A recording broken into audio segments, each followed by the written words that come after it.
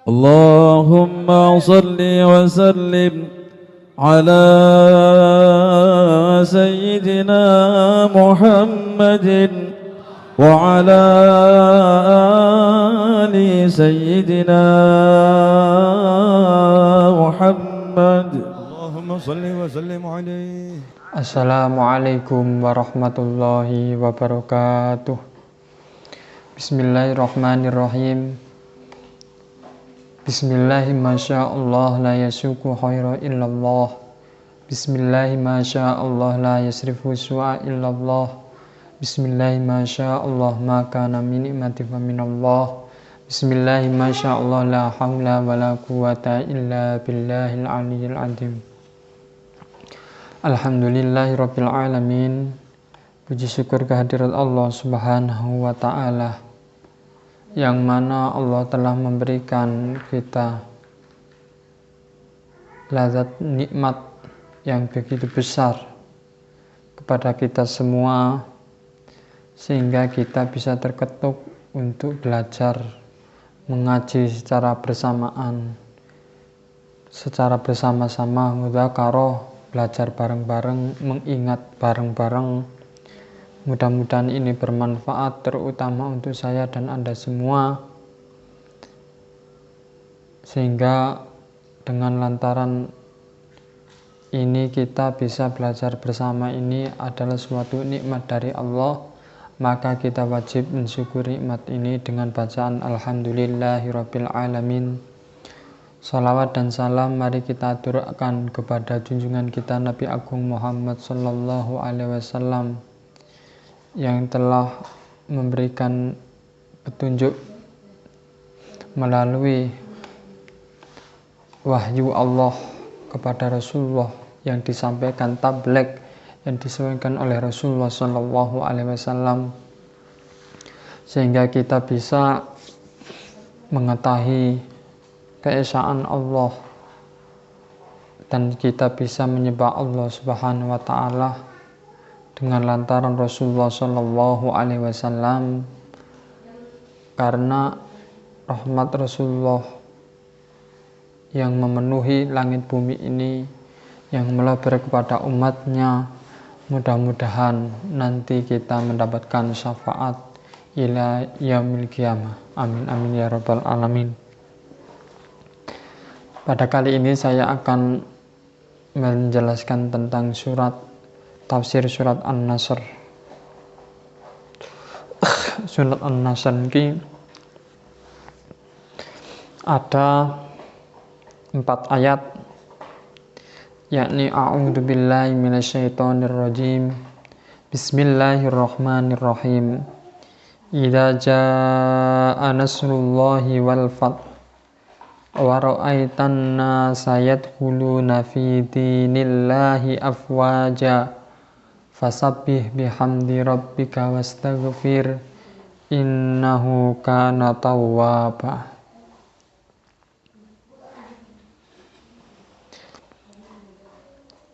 Idza jaa, ketika sudah datang nasrullah, pertolongan Allah, wal fath, telah dibuka kunci, kesulitannya sudah dihilangkan, pertolongan Allah sudah terbuka. Memang sebelum awal Rasulullah Shallallahu Alaihi Wasallam berdakwah dari keluarga satu ke keluarga satu secara sirri, secara rahasia, memang Rasulullah perjuangan awal ini sangat banyak orang yang membenci. Bahkan keluarga Rasulullah sendiri yang membenci.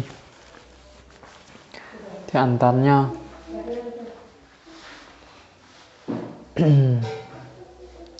Abu Lahab beserta kawan-kawannya. Awal mula perjuangan Rasulullah ini dicaci maki, sampai dikatakan Rasulullah Shallallahu Alaihi Wasallam dikatakan Muhammad iki wis gila, ngaku-ngaku tadi nabi. Ora duwe bapak, ora duwe ibu, yatim piatu ngaku-ngaku tadi nabi, kata orang kafir Quraisy. Sehingga diolo-olo Muhammad ya ora tahu belajar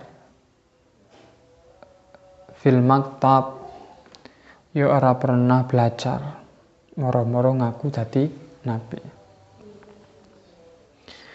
Perjalanan Rasulullah Shallallahu Alaihi Wasallam berdakwah dari rumah ke rumah ini membutuhkan waktu lama.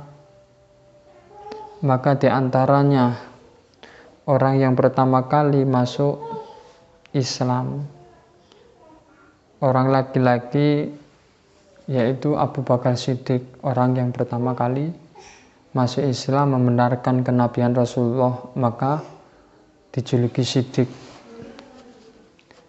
Dan yang seorang perempuan yang pertama kali masuk Islam, yakni istri Rasulullah Shallallahu Alaihi Wasallam, Sayyidah Khadijah, berjuang dengan harta bendanya, berjuang dengan tenaganya.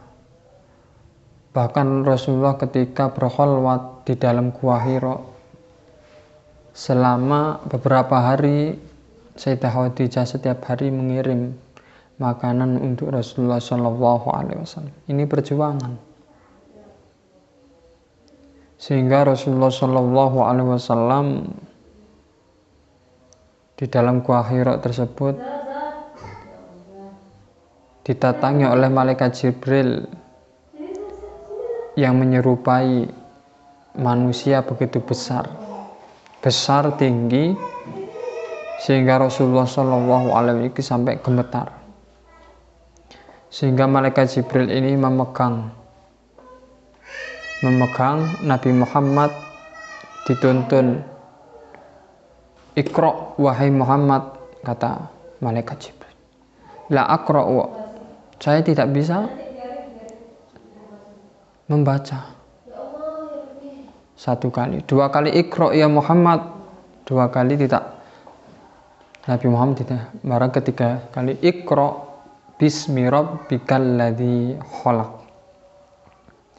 Maka ketiga kali tersebut Rasulullah bisa membaca surat Al-Alaq, "Iqra bismi rabbikal ladzi khalaq." Maka gemetar pulang, diselimuti oleh Sayyidah Khadijah. Ditanya, "Kenapa ya Rasulullah? Saya tadi melihat malaikat begitu besar, saya dipegang, disuruh membaca ini. Wahyu pertama kali, Iqra bismi rabbikal ladzi khalaq," dan seterusnya.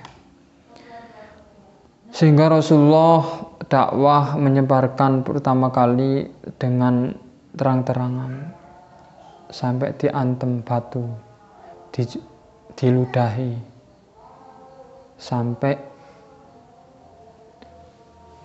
diberi kotoran Rasulullah SAW selama dakwah, sehingga Rasulullah secara rahasia rumah ke rumah selama 3 tahun. Sehingga Rasulullah ini sampai dibaikot, ada perjanjian baikot selama 3 tahun, tidak bisa makan nasi, tidak bisa makan kurma, tidak bisa beli roti, karena sudah dikepung semua area tempat Rasulullah ini. Sehingga Rasulullah ini selama 3 tahun bersama pamannya Abdul Muthalib, Abdul Muthalib, sehingga di situ ditemani oleh pamannya dan bersama sahabat yang segelintir masuk Islam tersebut, sehingga makan daun-daunan sampai bibirnya ini pecah-pecah. Minumnya itu tetesan air embun selama 3 tahun, bayangkan. Maka setelah itu bebas, Rasulullah baru dakwah. Diusir di Makkah ini, sampai diusir Rasulullah pindah ke Madinah. Maka di Madinah ini disambut orang Madinah semuanya, hampir semua masuk Islam. Disambut dengan bacaan Tola al-Badru alaina min saniyatil wada, sambil nangis. Ketika itu bersama sahabat membawa unta. Bayangkan perjuangan Rasulullah. Antara Mekah dan Madinah ini 450 kilo. Berapa bulan perjalanan antara Mekah ke Madinah.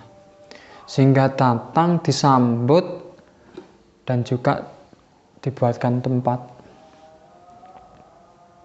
Maka baru itulah umat Islam, perkembangannya Islam itu semakin meluas ketika Rasulullah dakwah di Madinah. Karena semuanya, bahwasanya ada Nabi terakhir, ya Nabi Muhammad, semuanya orang Madinah percaya semua. Sehingga waktu itu Rasulullah berperang antara Mekah, sehingga sering kalah orang Quraisy, orang kafir kalah. Maka sehingga pada waktu itulah mulai nampak, karena Rasulullah sudah berjuta, berapa puluhan ribu umat yang sudah masuk Islam. Maka sehingga waktu itu idza jaa nasrullahi wal fath, maka ketika sudah datang pertolongan Allah dan dibukalah semuanya kunci-kunci, maka baru orang itu, ketika itu orang kafir sedikit yang tidak masuk Islam. Maka orang kafir ketika Rasulullah ini naik haji sampai sudah nyampe ke Mekah, maka orang kafir ini sembunyi, takut. Bahkan orang kafir tersebut sebagian ada yang masuk Islam. Wa ra'aitan nasa yadkhuluna fi dinillahi afwaja. Wa ra'aita, lihatlah Muhammad, annasa ing yadkhuluna padha mlebu kabeh. Sehingga pada waktu itu para sahabat tersebut, orang-orang kafir, karena takut, nggak tahu masuk Islam karena takut apa gimana, nggak tahu. Karena kata Rasulullah, ketika seseorang itu sudah membaca syahadat, asyhadu an la ilaha illallah wa asyhadu anna muhammadar rasulullah, maka kata Rasulullah, orang tersebut haram dibunuh. Maka itu sudah terbukti masuk Islam, walaupun itu orangnya pura-pura masuk Islam, seperti itu. Sehingga pada waktu itu orang-orang kafir, orang-orang mana, Yaman, di seluruh penjuru bangsa Arab itu berbondong-bondong masuk Islam. Karena ini pertolongan sudah jelas, sudah nampak, manusia sudah berbondong-bondong masuk Islam, fasabbih. Sehingga pada waktu itu Rasulullah, para sahabatku tasbih, subhanallah walhamdulillah wala ilaha illallah wallahu akbar. Ketika naik haji tersebut, orang-orang kafir masuk Islam, maka memuji subhanallah, memutar mengelilingi Ka'bah membaca subhanallah walhamdulillah wala ilaha illallah wallahu akbar, wastagfir, dan meminta ampunlah kamu. Maka orang-orang tersebut minta ampun. Innahu kana tawwaba, sesungguhnya Allah menerima taubat. Menerima taubat ini ketika seseorang ini kafir, pernah zina, pernah mencuri, pernah berbuat macam-macam yang tidak disenangi oleh Allah. Ketika sudah masuk Islam, maka dosanya dihapus, diterima taubatnya, maka seperti bayi yang baru lahir.